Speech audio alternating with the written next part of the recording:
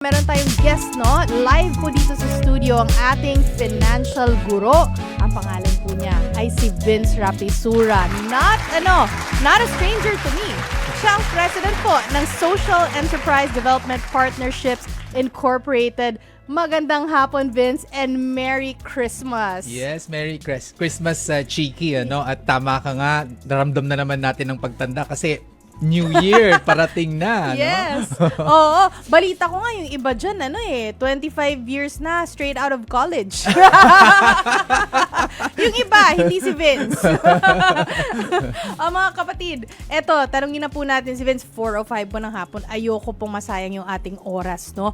Planning early goes a long way. Sabi nga nila, di ba? Gaano ito kahalaga, Vince, kapag holiday season na? Yes, actually kapag holiday season kasi, 'di ba, marami na tayong mga ginagawa. So kapag nagpaplano tayo beforehand, iwas stress 'yan, Cheeky, 'di ba?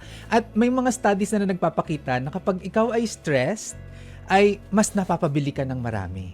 Ay, Oo. bakit?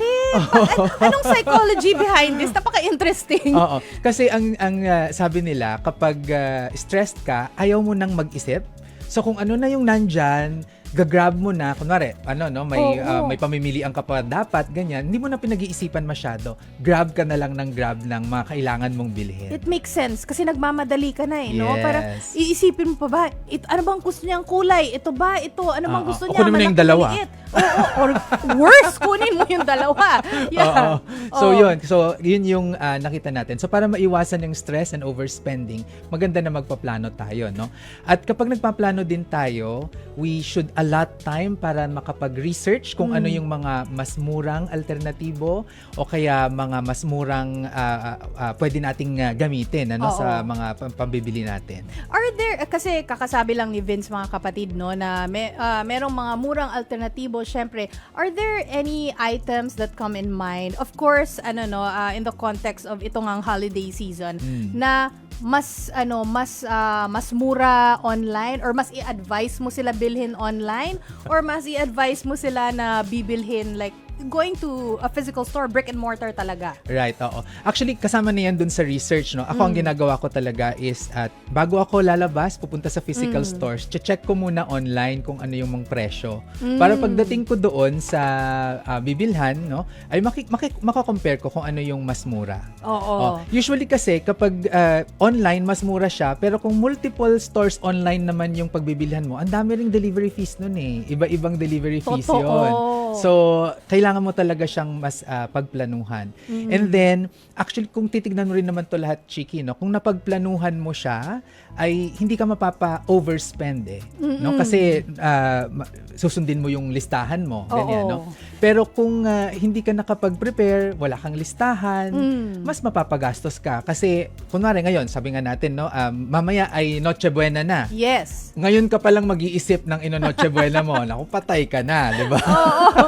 Lalo na't ngayon, nagpamahalan na lahat, Yes, diba? oo. Samantalang kung nagplano ka, as sinabi ni Vince, no, kung nagplano ka, let's say, 2 weeks ago, even a month ago, a couple of months ago, kasi mga canned goods, pwede mo naman bilhin yan, di ba? Yes, Way in advance. Oo. Yung isang kaibigan ko nga, ang ginagawa niya ay nagko-cure siya ng sarili niyang ham.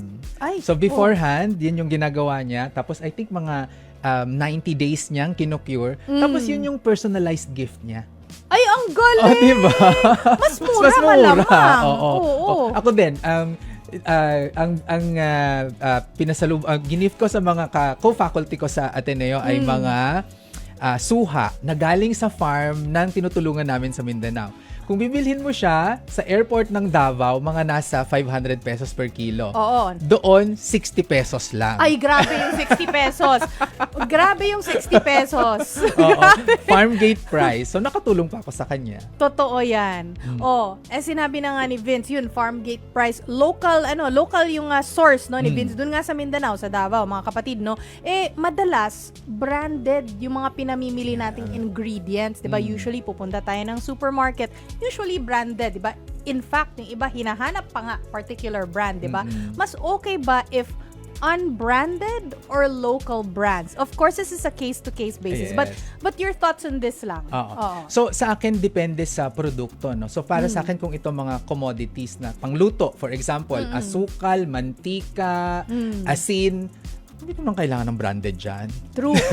Ganun din yung epekto eh. Ang asukal Oo. ay asukal, di ba? Yes. So, yun. Pero kung may mga specialized na bagay, no, para sa'yo at sa iyo ay mahalaga yon, then meron ka namang freedom, no, para mamili kung ano yung naaayon para sa iyo. Pero ako talaga, meron akong soft spot sa mga local brands. Oo. Kasi kailangan talaga nating tulungan ng ating mga local businesses dahil yan yung mga nagpapalago ng ating ekonomiya. Oo. Tsaka hindi naman ibig sabihin, I don't know, this is for me, sobrang old school mentality, no? Na kapag, ay, local, hindi imported, hindi maganda yan.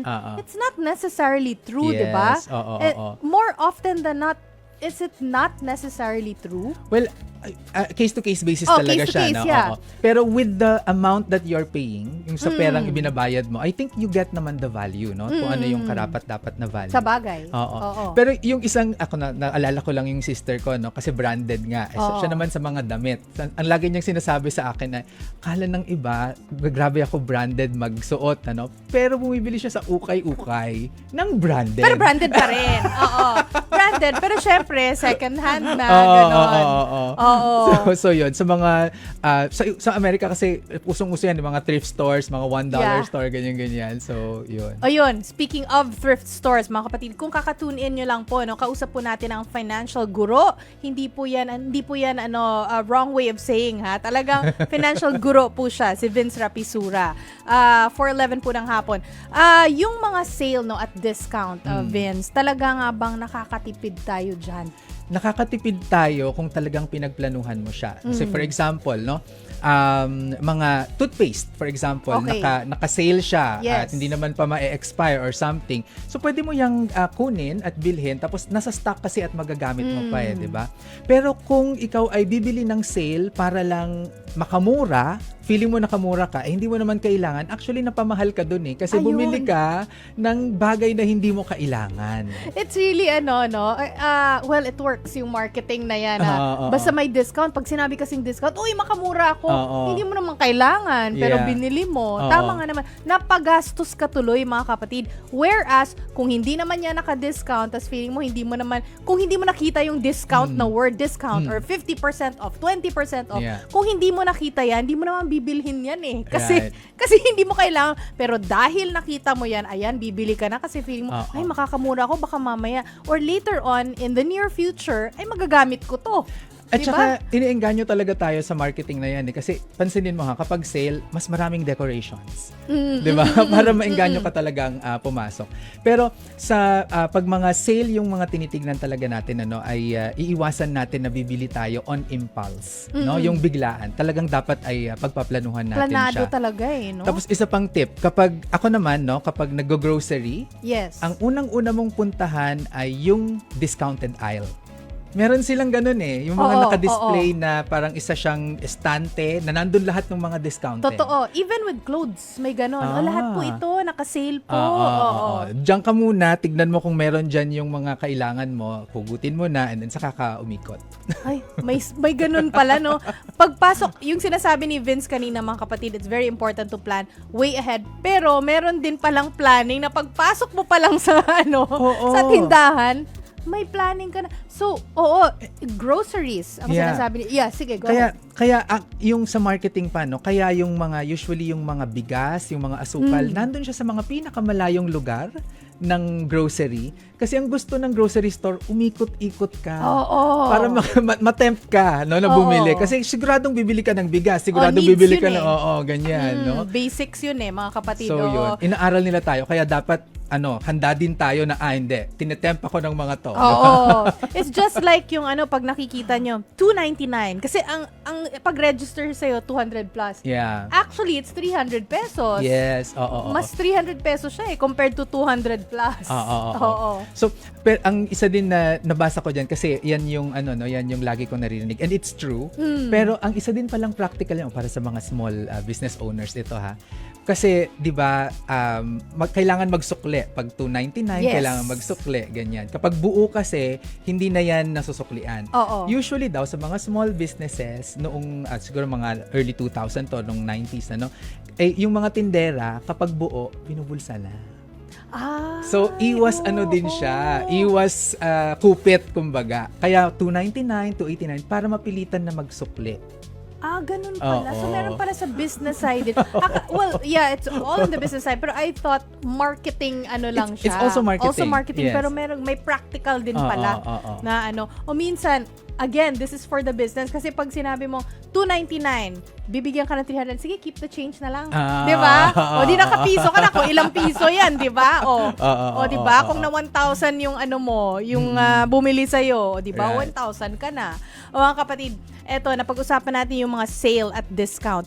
Ano naman, Vince, yung mga masasabi mo sa mga naniniwalang di bali ng sobra, wag lang kulang. Kasi kanina, di ba, mga kapatid, dun sa example natin, sabi nga ni Vince kanina, kapag nakakita ka ng discount, mapapabili ka. Kasi, di ba, isipin mo, baka magamit ko to in the future. Yeah, oo. So, what do you think about that? So, maganda naman yung intention, kasi nakakahiya din na kunwari may bisita ka tapos nagkulang, di ba? Mas nakaka-stress yon actually. Pero mas maganda na pagpaplanuhan natin kung ano yung sapat, no?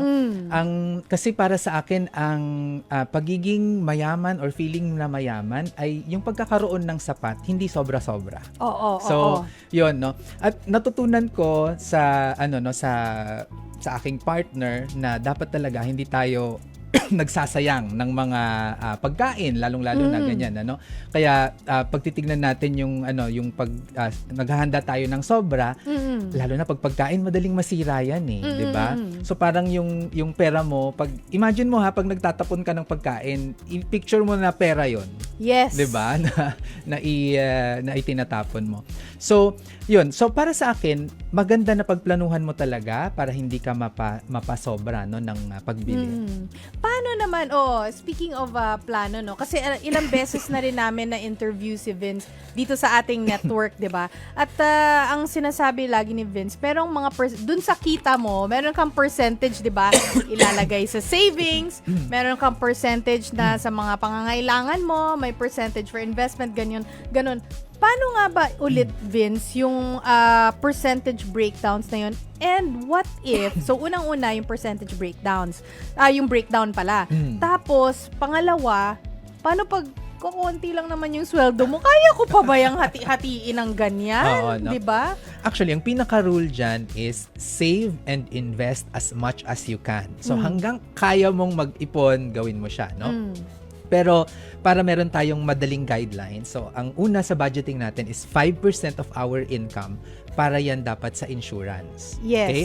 Kasi maraming mga Pilipino ay pag may emergency, nangungutang. Hindi dapat insurance yun . Nakasakit ako, na-aksidente, na-ospital, dapat insurance ang sumasagot Okay. nun. No? So 5%. Sunod ay 15% naman yan ay sa savings natin. Okay. So itatabi mo yon. Malaki din yun, Yan, oo. Tapos, kung kumikita ka ng more than 25,000 pesos kada buwan, no? Magtabi ka ng another 20% para sa iyong investment, no? Pang long term yan, no? Kung hindi naman ay pwede mong ipagpaliban yon. So, antayin mong tumaas yung sweldo mo bago ka maglagay nun. So, yung natitira, yun yung pagkakasyahin mo sa gastusin. At kung ano man yung gastusin mo, iba-iba tayo ng gusto . Correct. At iba-iba tayo ng priorities, iba-iba tayo ng stage sa buhay. So, ikaw na yung bahala doon. Basta, meron kang sa insurance, meron kang sa savings na itinatabi bago ka pa gumastos. Yung investment pwedeng later on pag meron kayong extra daw, mga kapatid. Yung sa savings part kasi na yun, no, kapag yung 15% na yan, kapag nabuno mo na yung emergency fund mo, yun na yung pwede mo ring pang-invest. Oo nga naman. Oo, tama nga naman, mga kapatid. Pero mahirap. Again, ang sinasabi ni Vince, if you're earning at least 25, kaya yun, di ba? Pero, so, if you're earning at least 25, tapos hindi mo nagagawa yun, ibig sabihin, kunwari, hindi ka nakakapag-save, ibig sabihin siguro, you're living beyond your means. Oo, you're living beyond your means o kaya hindi mo pa napaprioritize yung you're living in the now, no? Kailangan kasi paghandaan mo rin 'yon. And may formula ko diyan, Chiki, no, Kasi YOLO, di ba? You only Yes. live once. Eh, gustong-gusto talaga natin yan kasi source of joy yan eh. Lalo di ba? millennials dyan. Ayun. And then we have naman, pang-balance doon ay YAGO. Oh, You what's also YAGO? grow old. Oo nga. Diba? So, it's living in the now, but you also, kailangan tignan mo yung future. No? Balanse. Yan, tama. So, if you put this together, balance, BOLO. Balance of luxuries and obligations. Ay, grabe! May natutunan kayo, mga kapatid. Oo. So, Balance of luxuries and obligations. BOLO. Oo. Okay. Tanungin natin si Vince. Mga kapatid, para sa mga kakatunin, ito ang programang Sagot Kita. Ako si Chicky Verhelen. Kausap po natin ngayon ang financial guro na si Vince Rapisura. Tanungin natin si Vince kung mapamahiin siyang tao. Practical pa ba yan na maging pamahiin? Halimbawa, dapat may 12 fruits dapat, no? Kapag New Year, di ba? Dun sa hapagkainan, di ba? Yeah. Is that still practical na ganun? Para sa akin, no, yung pamahiin, this is my personal opinion. Yes, yung yes. pamahiin, if you're doing it para out of joy, na katuwaan, okay. Pero kung ginagawa mo siya na dahil natatakot ka at may fear na ako baka gagawin ko to kasi baka mangyari sa akin to or ganyan, medyo doon ako hindi okay. So nandun ako sa part na okay, susundin natin yung mga pamahiin, mga superstitions if it's fun. Yeah, and wala namang mawawala. Wala Parang namang very mawawala. light, ano lang. Oo. So ako for example, yung isa sa mga pamahiin namin ay pag New Year, pinupuno namin yung bulsa namin ng coins. Oh. 'Di ba? Tapos pinapatunog-tunog na ganyan. Mukhang gumagana kay Vince yun. Sundin natin yun, mga kapatid, mamaya. Ay, hindi, sa New Year pala. Sa New Year, oo. So, yun, no? Pero, at hindi ka naman napapagastos doon kasi hindi mo naman gagastosin, no?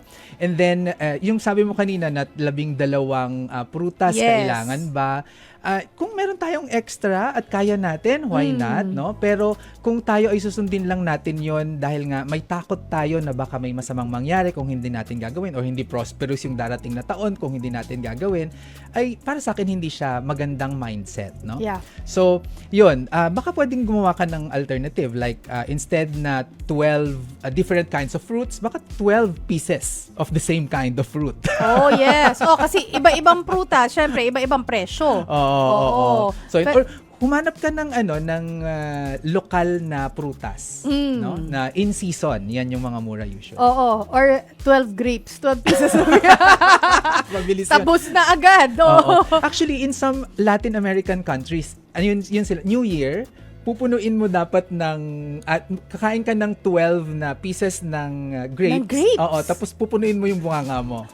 Ganun yung kaya iba, but you're doing it for the fun part. Yes, I think it's very important, no, yun na for the fun part or yung tipong very light lang yung take mo dun sa 12 fruits for New Year kasi po kung talagang sineseryoso mo, unang-una parang hindi na parang naapektuhan na yung pamumuhay mo Yes, first. oo. And second ay syempre, gusto mo nga 'di ba na maging mas marami yung dadami yung pera mo. Yun yung gusto natin, 'di ba? Maging masagana. Pero ang nangyayari diyan napupunta yung savings mo doon. O worse, baka dahil yung iba mangungutang. Yeah, 'Di ba? oo. Just to put that on the table. Correct, no? Oo. So, yung pangungutang talaga, ang tawag ko nga sa utang ay asawa ng kahirapan. 'Di ba? So, para sa akin ang utang sa para maghanda ay no siya para sa akin. Maraming no? ganyan. Maraming ganyan. So, kasi ang rule sa pag-uutang dapat ginagamit lamang natin ito sa mga kumikitang bagay, no? Mayroon yang balik na makukuha at makakapagbayad tayo. So, kasi pag naghanda tayo, makukonsumo lang natin. Oo. Diba? So, pagbabayaran natin siya with another means. Yeah. So, for example, mga kapatid, completely agree dun sa sinabi ni Vince. Kasi ang sinasabi niya, kung mangutang ka, kunwari, maraming ganito ha, ma'am, muna ako, CA, cash advance, diba? Or bale, CA muna ako dahil birthday ng anak ko eh. Yes. Tas ang laki pa ng isi-CA niya dahil hindi lang dun sa pamilya niya. Syempre, usually, yung mga ganyang handa, pati yung mga kapitbahay, 'di ba? Yeah. Pinapakain. Birthday lang naman ng 3 years old na anak mo, 'di ba? Yun, big no-no 'yun. Sinasabi ni Vince yun kasi hindi nga practical. Right. Whereas on the other hand, kung mangungutang ka for example, mangutang ako dahil bibili ako ng motor. Para sa ano ang motor? TNVS driver ako. O, di ba? Kikita ako. Yes. It's the gift that keeps on giving. Yeah. Gift sa sarili mo that keeps on giving, di ba? So, kumikita. So, not necessarily. So, sabi nga ni Vince, di ba, ang utang ay, ano yun, kapatid ng kahirapan. Kapatid ng kahirapan. So, pero meron din palang, it's not all bad, no? Depende dun sa intensyon at plano mo dun sa utang mo. Yes, oo. So, basta yon, no? Bawal yung uutang tayo at gagamitin lang natin siya sa konsumo o kaya lalong-lalo na ang luho. So, bad yun. Yun, okay. Halimbawa, Vince, nasa compound, no? O maliit na barangay.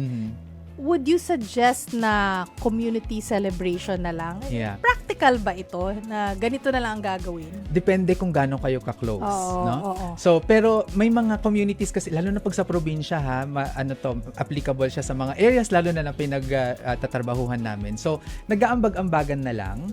Tapos, instead na yung maraming putahe yung lulutuin mo, isang putahe na lang you contribute and mas makakapag-benepisyo yung mas malaking community. Oo, parang yung idea niya parang potluck, no? Yes. Parang kasi kunwari magluluto ako ng mac and cheese. Kunwari magluluto si Vince ng maghahanda siya ng spaghetti. Edi isa lang yung niluto ko, isa lang yung niluto niya, pero natitikman ko rin yung food niya, natitikman niya rin yung pagkain na niluto ko o ni-prepare ko. So, celebration siya pa rin. At usually, ang pinapaluto namin yung specialty nung tahanan na yon, no? Tapos, pagplanuhan, kasi baka minsan potluck, hindi kayo nag-usap-usap, lahat nagdala ng dessert. Di ba? Walang ulam. Oo nga. Di ba? Kaya ang planning talaga ay napaka-importante niyan. Oo, tingnan nga natin yung mga comments dito sa social media, no? Asa na yun? May nakita ko dito hoping okay, nanghihingi pala ng pera. Okay, mamaya na yan, pero babatiin po namin kayo, no? Pero kunwari, Vince, no? Maraming utang, maraming utang dahil konti ang sweldo. Okay, this is completely different. It's not holiday related. Pero ang sabi niya, paano pag marami yung utang niya, dahil konti lang daw yung sweldo niya, paano pipiliin kung alin ang mga uunahin ng bayaran? Okay. So, a bit out of topic, but So, ang titignan natin dyan is on the survival part muna, no? Kasi kailangan nating mabuhay. Kasi kung hindi tayo mabubuhay, hindi tayo makakapagbayad, di ba? So, pero ang usual na tinatanong sa akin ay, sir, paano nga kung baon na nga ako sa utang, paano pa ako makakapag-ipon? Yes. Di ba? So, sa akin, ipapractice mo yung pag-iipon sabay, no? Ang rule ko nga kasi, ang sinasabi ko dyan, kung gaano ka kagaling mangutang, dapat mas magaling kang mag-ipon. Okay. So, di ba? Medyo mahirap yun para sa iba.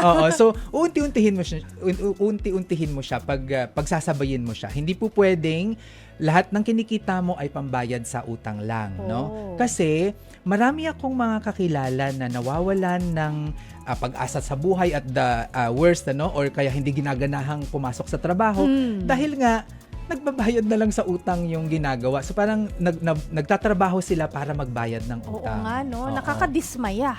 Yan, so part bayad ng utang, pero part meron din sa sarili mo. So, pwede kang magsimula na, of course, mas maliit yung sinisave mo, tapos babayaran mo yung utang. Tapos, ang maganda rin dito ay, kung baon ka na talaga sa utang, huwag mong gagawing solusyon ang utang sa utang. Kasi ang ginagawa, nangungutang, tapos ipambabayad lang din sa utang, no? Ang kailangan dyan ay i-break natin yung cycle. So, itigil natin yung pag-utang, tapos kausapin natin yung mga pinagkautangan natin, at maglagay tayo ng limit mag-ask tayo ng limit sa kanila, no? Pwede bang yung utang ko sa'yo ay hanggang dito na lang yung babayaran ko, instead na magpatong-patong pa yung interest, kasi talagang ubus biyaya na ako, lahat ng kinikita ko napupunta na dyan. Yes. At kapag tinatapat mo yung mga pinagkakautangan mo, usually may mga puso din naman yan eh. So, nagmi-meet halfway. That's why in-insert ko rin a little bit out of topic kasi puro holidays yung pinag-usapan natin na pero napaka-importante, ang daming nakaka-relate nito yung ganito, yung konti yung sweldo mo, paano mo babayaran yung sangkatutak na utang mo sa Yeah. dinami-daming inuutangan mo. And I think very important pag-usapan natin yung speaking of utang, yung 5-6 na laging that's 20% mga Yeah. kapatid na interest. Oo. So, eto naman kasi I think yung 5-6 ay nandyan dahil yung mga mahihirap ay hindi nakakakuha ng maayos na financial services mula sa formal sector, no? Parang ano sila, nakalimutan ng lipunan, 'di ba? So, talagang pwersado sila na doon pumunta, no? So, hindi ko rin sila husgahan yan. Pero kung nandyan na kayo, yun, iiwasan talagang next time, sana iwasan na natin. Kasi kung nagbabayad ka ng utang ngayon at habang nag-iipon ka, the next time na may mangyari sa iyo at mayroon kang kahit kaunting naipon, bawas pa rin yun sa uutangin mo eh. No? Kapag the next time na may mangyari sa iyo. So, at hindi ako naniniwala na, naniniwala ako na kahit gaano ka kahirap, ay kaya mong mag-ipon. Ay, ganun. Yes, kasi may mga dati sa mga kahit yung mga hirap na, no, Oo. na isang kahig, isang tuka, Oo. kayang mag-ipon at alam din nila na dapat nag-iipon, no? Shucks, paano? Yung isang kahig, isang tuka. Tell me a little bit more about it. Paano ka nakakaipon ng ganun? For example, meron tayong mga farmers na mga katrabaho, ganyan. Oo. So, kumikita sila ng biglaan. Tapos, maliit lang yon, no? Pero pagkakasyahin nila yon for the whole season habang nagtatanim ulit sila, no? So, yun, magtatabi sila para mapunan yung mga times na wala silang kita. Yun namang sumusweldo ng, alam ko, meron, nung nagpunta ko nito sa field lang last time at ang sabi niya, yung nagbebenta ng tauhan siya ng banana Q barbecue, ganyan, 150 pesos per day. Okay. So, sabi ko, kasya ba yan? Kasya naman, sir. Pero, sabi ko, nakakapag-ipon ka pa ba? Sabi niya, 10-10 piso, 15 pesos per day. At tama din naman, no? Kasi kapag sabi ko sa kanya, oo nga, no? Kasi yung 15 pesos sa 10 araw, 150 pesos din yun. Wait, in fairness. So, kailangan talagang sasanayin mo yung sarili mo na nag-iipon ka and you start small. Mag-uumpisa ka sa maliit. Para yung pagda-diet at saka pagpunta sa gym. Kapag ginawa mo crash, mabilis kang nag-progress sa weights na binubuhat mo o kaya bigla kang hindi kakain para mag-diet ka, hindi siya sustainable. Pero kung paunti-unti mo siyang gagawin, mas magiging successful ka dyan. So talaga siguro sa ganyan, especially yung ganyan, yung 150 pesos a day mga kapatid, siguro combination ng higpit sinturon and also talagang may mga gusto ka na we'll call it luho, hindi mo talaga bibilhin. Pipigilan mo talaga yung sarili mo. Yes, oo. Oo. Ayun. At saka, tapos tatanong ko rin sila, no, kung masaya ba sila. Surprisingly, masaya sila. Kasi may ipon naman eh. Totoo ba? Parang ganyan. Kasi hindi ko ang nakikita natin kasi kahirapan eh. Pero yun yung kung ano yung nandyan sa kanila, yun naman yung pinagkakasya. So, sa amin, no, tinuturuan namin sila kung paano mas maging practical para hindi sila mapunta doon sa sitwasyon na kailangan nilang mangutang. My God. The more you know, mga kapatid. Ang ating question of the day, ano ang iyong budgeting style ngayong holiday season? Comment na po, no, para sa chance na manalo ng 500 pesos. Merong mga nagko-komento dito sa ating 105.9 True FM Facebook page. At ang mga nanghihingi sila, no, kasi wala silang pang Noche Buena mamayang gabi. Yung iba dyan ay nawala ng trabaho yung asawa, walang paghanda, siguro housewife siya. Yung isa naman, talagang wala siyang pera daw ngayon. Hindi natin alam kung ano yung dahilan, no?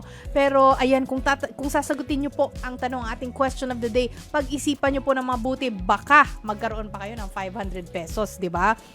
Kasama pa rin natin mga kapatid, si Vince Rapisura, ang ating financial guro. Expound daw natin ang itong utang. Ang daming curious dito sa utang, ha? Una daw, ano daw ang rule mo sa pangungutang? What if kailangan? Oo. So, yung rule natin sa pag-uutang, dapat ito ay gagamitin natin sa kumikitang bagay. Iwasan natin sa pagkonsumo At lalong-lalo na sa mga luho. Ayan, no? At yung lalo na ito sa mga ngayon, no, baka maraming natatempt na mag-credit card ngayong mga panahon na to, holidays, di ba? So ang rule ko dyan naman, Chiki, ay do not kaskas if you can't pay in cash. Ay, oo, kasi it's as good as cash. Babayaran mo rin yun Yes, Oo. Actually, yun yung rule sa credit card. Dapat ay meron kang nakahandang pambayad sa savings account mo dun sa kinakaskas mo. Kasi napaka-mahal na source ng utang ang credit card, no? Tapos, yung mga, just to give you a clue kung magkano yung kaya mong dapat na inuutang. Okay? So, kukunin mo yung 20% ng kinikita mo. Let's say, ang kinikita mo kada buwan ay 10,000 pesos. No? So, ang 20% nun ay 2,000. Yes. Tapos, yun yung 2,000, yan yung principal and interest na pambabayad mo dapat na iba-budget for every month. No? Okay. So, kung ang tinitignan mo ay 6 na buwan kang mangungutang, so 2,000 times 6, 12,000 principal plus interest na dapat yun. Yan yung maximum mo na uutangin. Grabe, kailangan nyo po ng math dito at talagang mag-iisip po talaga kayo. Oo. Pero mamaya po, tanungin naman natin si Vince, paano, do you accept ba yung mga nagko-consult sa'yo online? Nagko-consult kapag group. Mas gusto ko yan. Group consultation. Okay. Paano naman, kasi we're talking about the holiday season, no? And nandito tayo sa usaping utang. Paano pag yun nga, hindi naman lahat ay 25 and up yung sweldo, di ba? Yes. Meron tayong or even, sige, let's peg it at 25,000 per month, no? Syempre, may mga pamilya din tayo. Pero during the holiday season, ang dami mong bibigyan ng gifts. Bibigyan mo ng gifts yung mga boss mo, yung mga katrabaho mo. Meron ka bang iba't ibang Christmas party na pupuntahan, mga get-together? Hindi lang sa barkada, hindi lang dun sa family Christmas parties nyo, hindi lang sa company Christmas party nyo, or sa department, meron pang yung mga subgroup na mga department, di ba? Kailangan mo rin mag-contribute dyan. Ang dami mo pang mga ninong ka pa at ninang ng kung sino-sino. Paano, at ano yung tips? So, because of all these, yung mga gastos na ina-expect natin during the holidays, social responsibilities natin during the holidays, na kailangan paggastusan. How do you approach this? Na hindi ka naman 500,000 ang sweldo mo. Every month. Alam, kasi, yung Kapaskuhan, yung holiday season sa atin, yung Christmas season, ay every year naman yan na dumadating. So, paghandaan mo na, January pa lang, mag-save ka na ng for Christmas. No? So, yan. Tapos, maging creative ka rin, no? Sa mga exchange gifts, mga ganyan. Nako, kami nga sa, sa family namin, ang ina-emphasize namin, lalo na sa mga bata, ang gift ay hindi lang material na bagay. So, pwede rin na they can share their talent, or they can share their time, mag-volunteer sila, ganyan, Or ang gift niya, for yung isang pamangkin ko, okay, sige, ang magiging gift mo ay ikaw maghuhugas ng pinggan for 1 day or something. So, alam mo yun? So, at dun din nai-instill sa mga bata yung mga lessons na ganyan.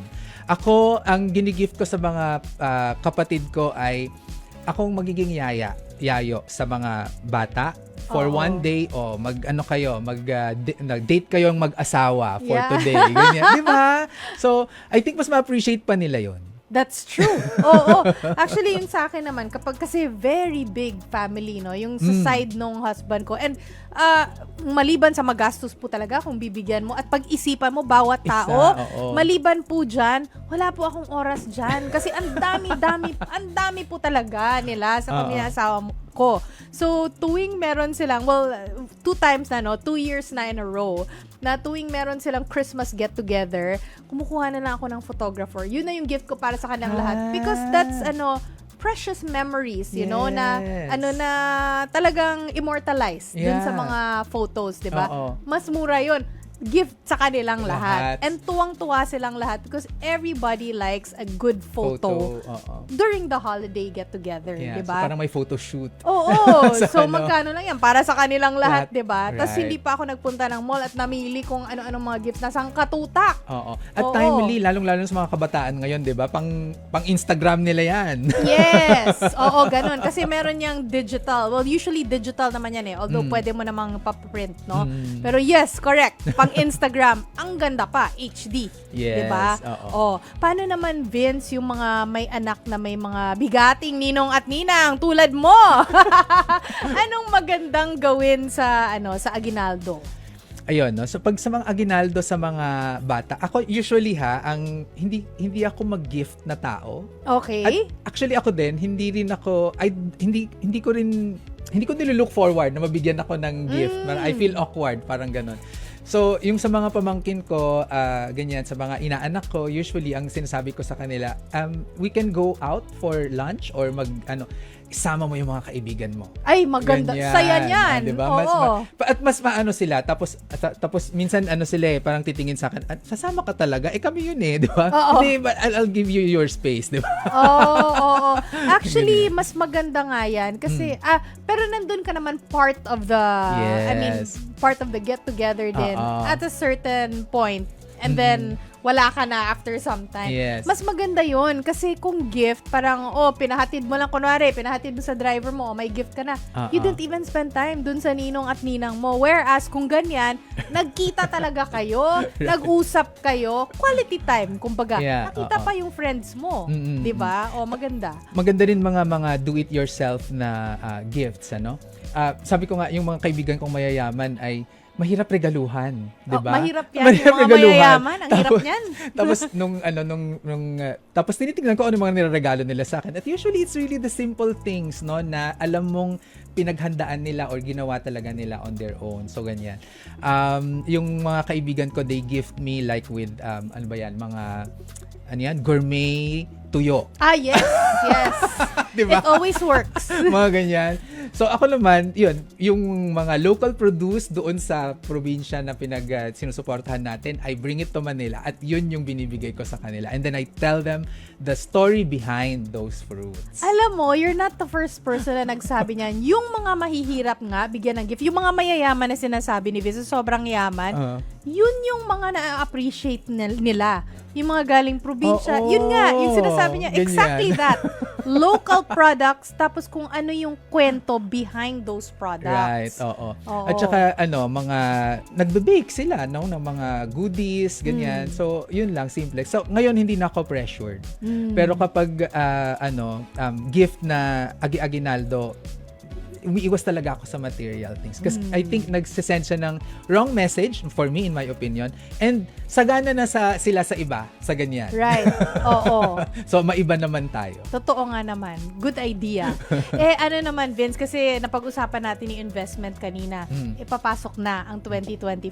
In a few days, actually. Yeah. Saan magandang i-invest ang naipon na pera sa darating na taon? Kasi, syempre, every year, iba-iba yung trends. Yeah. Nag-iiba-iba, diba? So, this coming year, tingin mo lang, saan magandang i-invest? So, para sa akin, depende yan sa stage ng buhay mo. So, for example, kung ikaw ay Gen Z, yung mga fresh grads pa lang ngayon, 'di ba?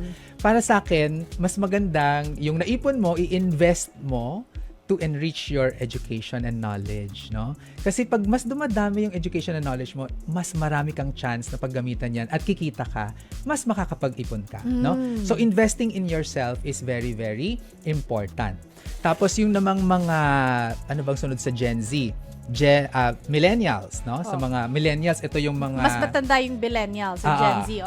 So, Gen X po, millennials, and then Gen Z. Yes, oo. So, kapag tayo naman ay mga millennials, mga nag-uumpisa yan ng mga ng pamilya nila. So, para sa akin, maganda na dahil ikaw yung breadwinner, you really have to protect yourself, So maganda na kumuha tayo ng insurance, for that. Hindi investment with insurance hindi 'yon. Pure insurance to protect kung may masamang mangyari sa iyo ay mayroong maiiwan para sa mga maiiwan mo, Kasi yan yung pinaka-responsibility ng mga magulang na dapat yung kanilang mga dependents ay taken care of if anything happens to them.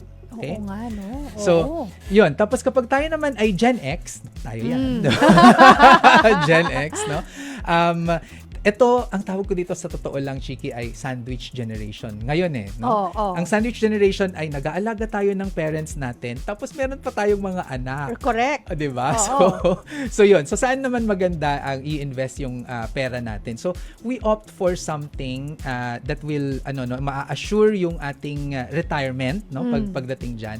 And at the same time ay fulfill din nating responsibilities natin. So by this time, maganda mag-invest ka sa bahay. No? Para pag tanda mo ay meron ka ng hindi mo na poproblemahin yung titirhan mo and all that.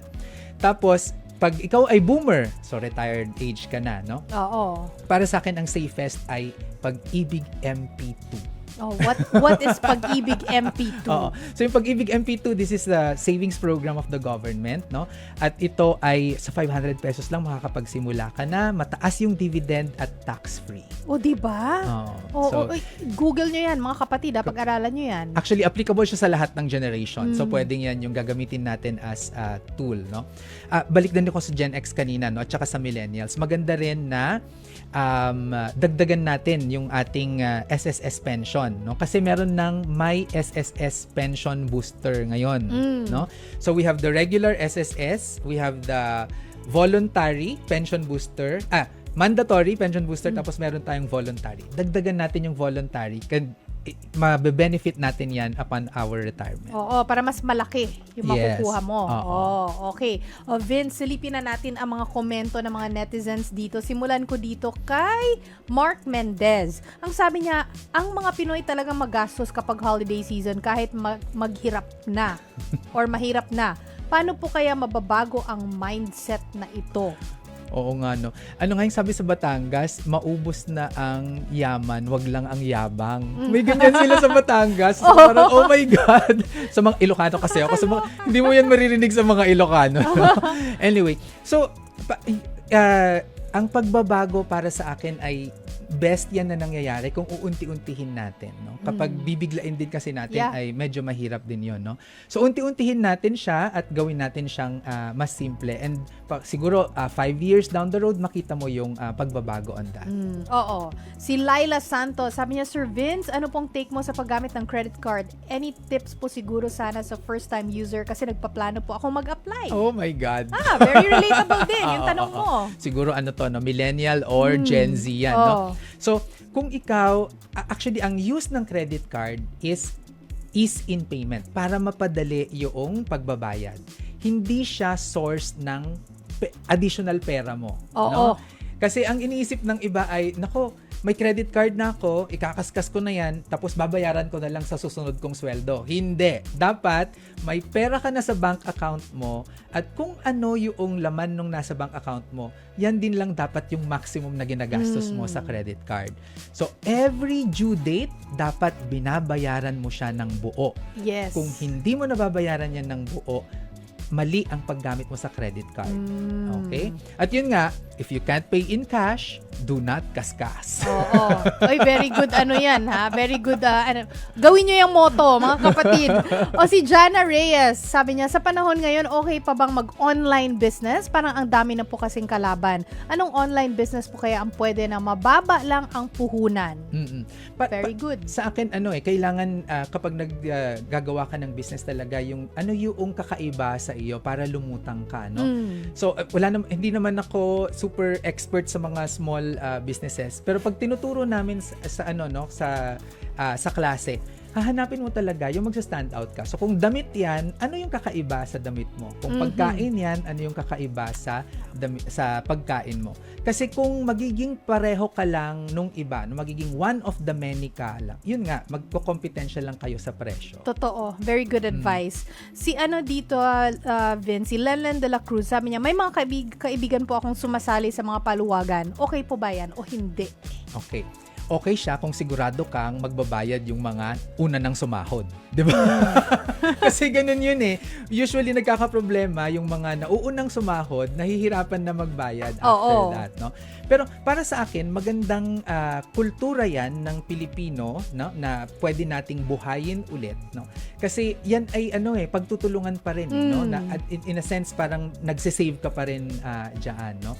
So maganda siya, basta siguraduhin natin na yung pinapasok nating paluwagan yan, ay siguradong makukuha natin balik yung pera natin. Si Mariel, ang sabi niya, abang lang sa pamasko ng barangay, kompleto na yun, may spaghetti, pansit, bihon, and everything. Uso yan dito sa amin sa Calamba, Laguna. Tuwing Pasko, palaging may groceries for all, tipid na tipid. Oo nga naman, nakukuha na doon yung Noche Buena. Lith Acero, sabi niya, well ako, dahil wala naman kaming bisita tuwing Pasko at dahil sa mahal ng bilihin ngayon, magluluto lang ako ng sapat para sa aking pamilya at di na bili ng kung ano-ano.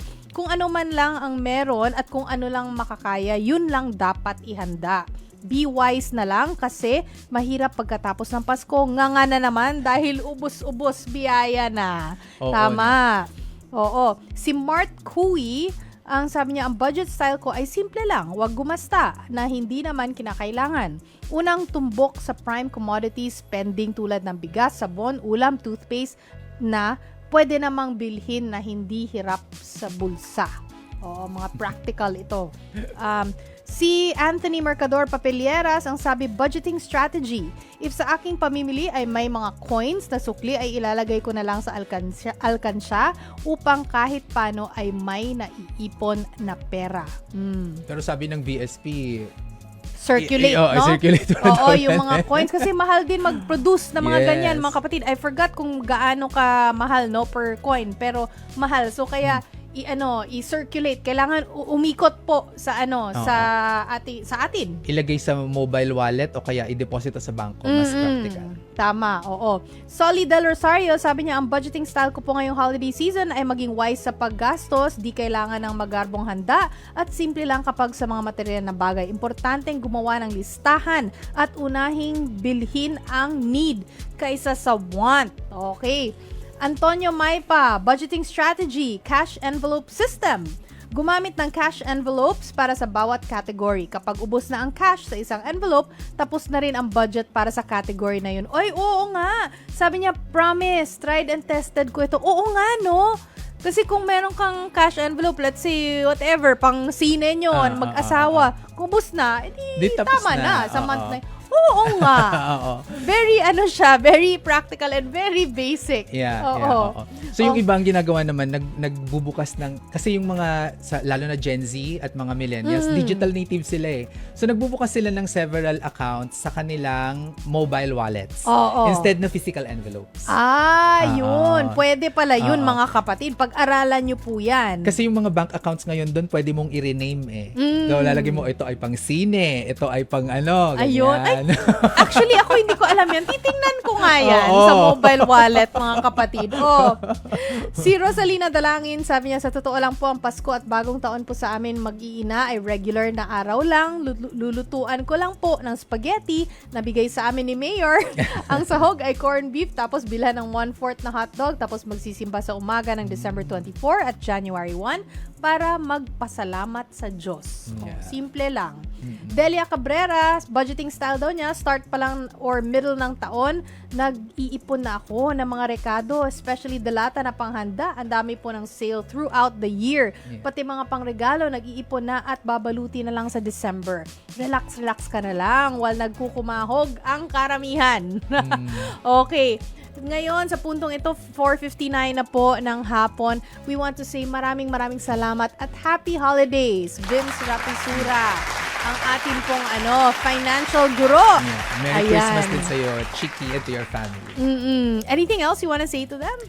So, para sa akin lang talaga ang Kapaskuhan at ang New Year ay of course mahalagang panahon ito, no? Pero wag nating kakalimutan na may Pebrero, may March, may April na parating at lahat ng 'yon ay gagastos pa rin tayo. Kaya paghandaan po natin. Oo.